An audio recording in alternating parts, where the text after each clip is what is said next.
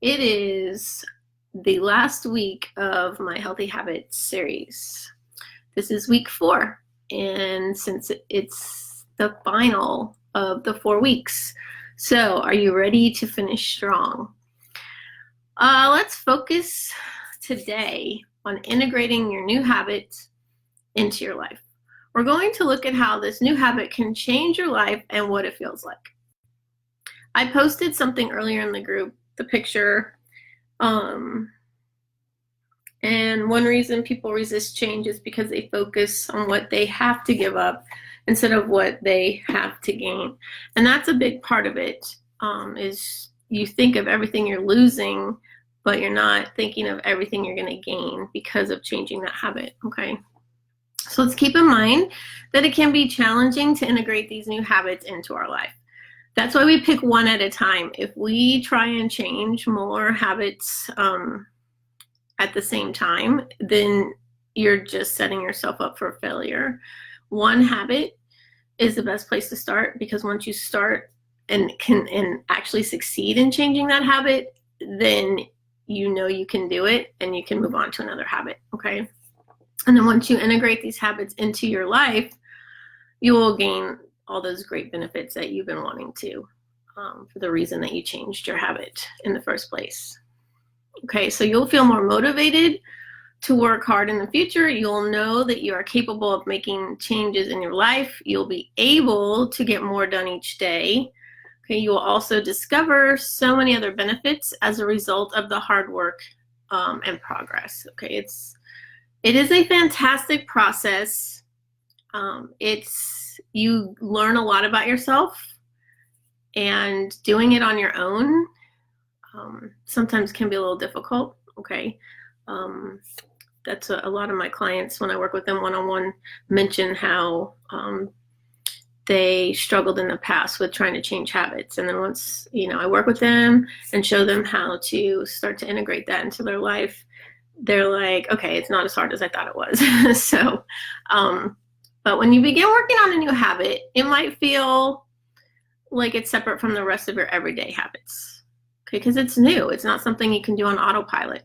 Okay, you have to be really intentional about making sure you work on your new habit. You have to think about it every day to make it into a new habit. It doesn't come as naturally as your other ones because it is so new. The new habit might feel awkward or out of place, but that's totally normal, and it's part of the process. Okay, anytime we grow or try something new, it's always scary, and it makes us feel like just giving up.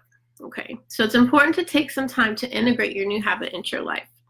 So how can you do this? Think of a few ways to fit your habit into your existing ones. What changes can you make to make this happen?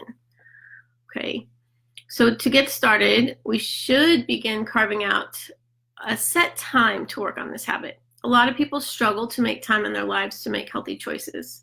This can be anything from reading more often to meditating. No matter what habit you're trying to integrate into your life, you will need time to do it. This is true even if your habit takes 5 minutes each day, especially if it's new, because you need to remember to do it. A lot of people say, oh, I don't have time to go work out, but then you sit and you binge watch on Netflix. It's like, well, there's 20 minutes that you could have actually been working out. So you actually have to set the time and the intention to want to change. So everyday habits are often the easiest to achieve because you do them every day. You will usually be reminded to do that habit, which will help you stick to it. If you're trying to fit in a habit that you will only need to use sometimes, it can be hard to truly make it a habit. You might forget to do it or just not realize when to use it. You might want to go for a run every day. If you want to run before work, you may have to make some minor changes, such as waking up 20 minutes earlier. There are ways to fit these habits into your life, but you will have to be willing to make some changes to do so. Okay. If you want to start cooking at home more often, you need to carve out a chunk of time for meal planning 1 or 2 days each week. You will need to also carve out a chunk of time to go grocery shopping, which most of you probably already do, so you know you have exactly what you need to cook during the week. Yeah, that's why I love when my clients get their meal plans from me, because it comes with the menu for the week and it has a shopping list already attached. And so they don't even have to think about it. They just know what they're going to go buy. So that's another way that you can also help form a new habit easier, is by using meal plans that are already created for you. Okay, my clients really like that. So it's not always easy to make these sacrifices, especially if you're already limited on time. So sometimes you'll end up creating other habits by fitting in your new habit. So for example, if you're trying to find the time to go to the gym, like I said before, you may realize that you have to cut back on the amount of TV you watch. Yes, it's hard. Netflix, Apple TV, all these new streaming services.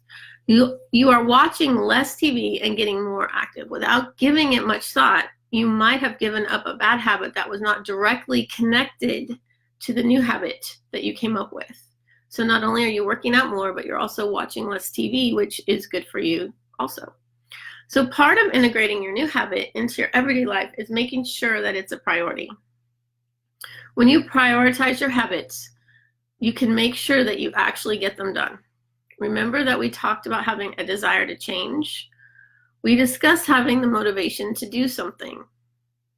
Part of making something a priority is having the motivation to do it. When you realize something, it's because, or when you prioritize something, it's because you want to do it. We all know we've made things a priority because it's something we want to do.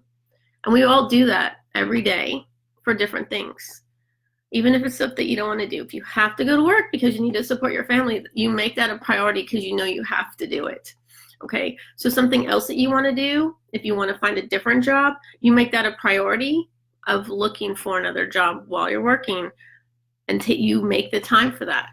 Okay, so it's just like any new habit, you have to want it, desire that change, and you have to prioritize it. Okay, so if you need help prioritizing your new habit, think about the benefits of following through with that new habit. We'll continue with some additional questions in a minute, so don't forget if you have a question, okay? In the first week, we talked about mental rehearsals and visualize the changes that we'd be making. We thought about the new habit. Now we're going to reflect on something similar, but focus on where we are now. Okay, so if you received the workbook, okay, I'll put the link in the comments for this. So let's take a minute to think about these questions. What does it feel like to have this habit changed? What has that done for you? Has it made you happier? Has it made you relaxed? Has it been less stressful? Has it created, given you a benefit like the watching less TV because you're working out now? So has it also, created another benefit that you didn't expect? Okay. How has this habit impacted your life?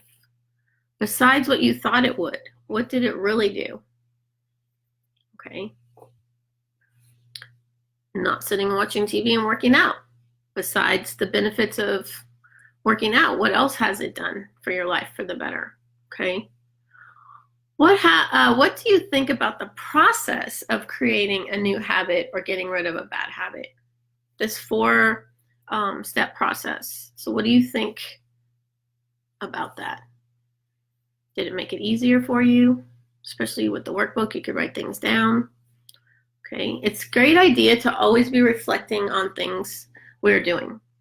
This is how we continue to learn and grow. Now you know how habit forming works. So you know what it feels like to have your habits changed, okay? At least one right now, okay? We're gonna focus on continuing this process to change other habits. So another way to reflect on this is by considering how easy or difficult the process was. You might have thought that the process was going to be really hard. You might have had a lot of fears about getting rid of your bad habit and creating a new one. Anything unknown is always scary. Okay. Looking back, you may realize just how doable creating new habits is. You may feel more motivated to change your other bad habits in the future, hopefully. This is an excellent benefit of reflecting on the changes you've made and seeing how they've impacted your life. This can impact your overall motivation because you will be able to do more going forward. Part of the process was looking for motivation to change your habit. Well, being successful in changing one habit is motivation to continue to keep changing your other habits. Okay, so it's just like this cycle that keeps on going. So for a minute, think about what you are capable of now that you have achieved this new habit. What else can you do now that you've accomplished this? Has it opened up other avenues of opportunity for you? What will you do with this power and strength? Okay, hopefully you'll go on to your next habit you want to change and start working on that. Okay, maybe you'll even build more new habits. New habits are not a bad thing. We all need new habits. I set my alarm in my phone if there's a habit that I need to be reminded of daily, or I'll write a note, a sticky note. I mean, anything to help remind me, I'll put in my calendar. Okay, until it becomes that habit. I use reminders all the time to help me, because if it's that important to me, then I want to be reminded about it. Okay, so perhaps you'll do something else that you didn't know you were capable of doing. Okay, so use this motivation to keep moving forward to make positive changes in your life. Okay, so thank you for joining me on this 4-week journey. So now that we've gotten through our first habit, it's time for round 2. You ready? Are you ready to ditch another poor habit and replace it with another one, especially healthier ones? What's your next habit going to be? Create a post about the next habit you hope to achieve after doing such a great job with this one. So do you need more support to continue to change to your next healthier habits? I would love to help you continue to grow through these habits as you're changing them. You can hire me as a health coach. I do one-on-ones. Okay, one of my specialties is habit change. I have had lots of training in Master of Habit Change. So, and I have also changed my habits over the years. So I know what it's like to change a bad habit to a healthier habit. I have been there. I have fallen off the wagon and gotten back up again. It's not easy, but you can do it.